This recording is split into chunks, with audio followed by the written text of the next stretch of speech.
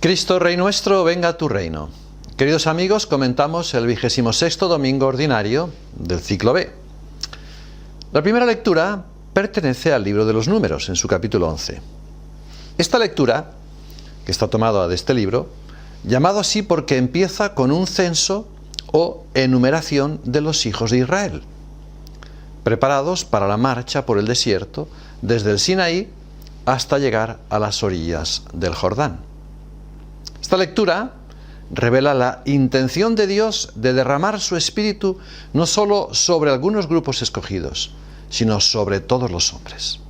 Aquí se nos refiere la escena de los 70 varones, personas principales que Dios mandó elegir a Moisés para que le ayudasen a llevar la carga del pueblo, y así verse ayudado en el gobierno del mismo. Una vez reunidos junto al tabernáculo, Yahvé descendió en la nube e hizo que pasase el Espíritu Divino que estaba en Moisés sobre los 70 elegidos. Y todos quedaron llenos de él, y se pusieron a profetizar, es decir, a obrar y a hablar en nombre de Dios y bajo la autoridad de Moisés. Sucedió que mientras tanto 2 hombres, Eldad y Medad, recibieron el don de profecía sin haber acudido al tabernáculo o tienda de la reunión. Y un joven que los vio se lo vino a anunciar a Moisés para que los mandara a callar, como diciendo: esto no es de los nuestros.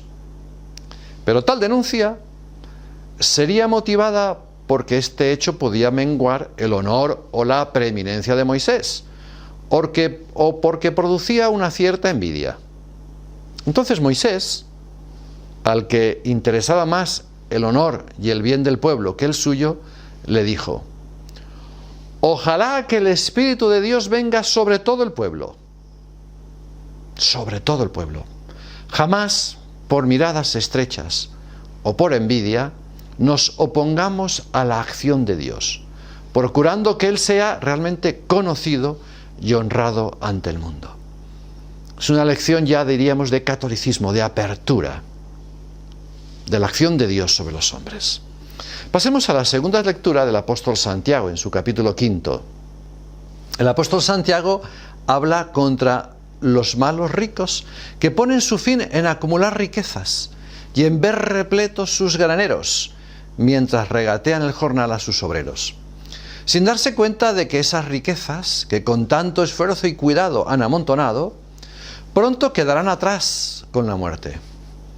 ¿Cuántos han abusado de ellas para el lujo y el placer desmedido? Al rico del Evangelio, que se preocupa por construir nuevos graneros para poder acumular su gran cosecha, San Basilio dirige estas palabras: buscáis graneros, ya los tenéis. Esos graneros son el estómago de los pobres hambrientos. Poseer riquezas, dice San Juan Crisóstomo, no es pecado, pero sí es un pecado no distribuirlas a los pobres y emplearlas mal. El rico Epulón se condenó no por ser rico, sino por no usar bien de sus riquezas. Son grandes lecciones las que se nos dan a todos. Pero pasemos al Evangelio de San Marcos, en su capítulo 9. Jesús empieza desaprobando en este Evangelio la acción de sus discípulos por querer impedir a uno que expulsaba a los demonios en su nombre y por no pertenecer a su grupo. Lo mismo que en la primera lectura hemos dicho. Dice el Evangelio: porque no es de los nuestros. Era una actitud parecida a la de Josué en la primera lectura. Pero Jesús les dijo: no se lo impidáis, porque uno que hace milagros en mi nombre no puede hablar mal de mí. El que no está contra nosotros está a favor nuestro. El mismo Jesús les hace ver que el más insignificante servicio, como el de dar un vaso de agua en su nombre, no quedará sin recompensa. Lo que hagáis a uno de estos pequeñuelos, a mí me lo hacéis. El que escandalice a uno de estos pequeñuelos que creen, más le valdría que le encajasen en el cuello una piedra de molino y lo echasen al mar. Es el pecado del escándalo. No hay que pasar superficialmente sobre la propia conducta, sino meditarla con seriedad y gobernarla, pero para que no haya en ella palabras o actitudes que puedan turbar la paz de los pequeños, o sea, del buen pueblo de Dios. Si tu mano te escandaliza, córtatela. Más te vale entrar manco en la vida que ir con las dos manos al abismo. La misma paradoja se repite para el pie y para el ojo.